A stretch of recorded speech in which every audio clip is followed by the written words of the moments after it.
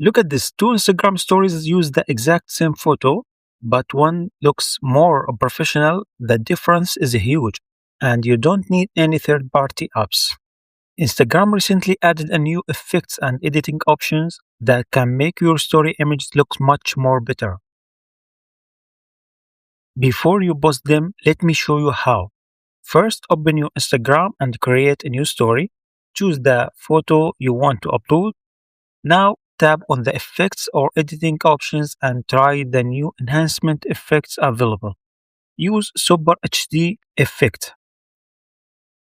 And that's it. Your story now is professional. And look the huge difference between the first image and the second image.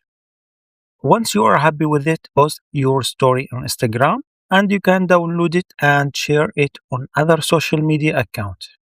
I will show you 3 images I use Super HD effects and see the result.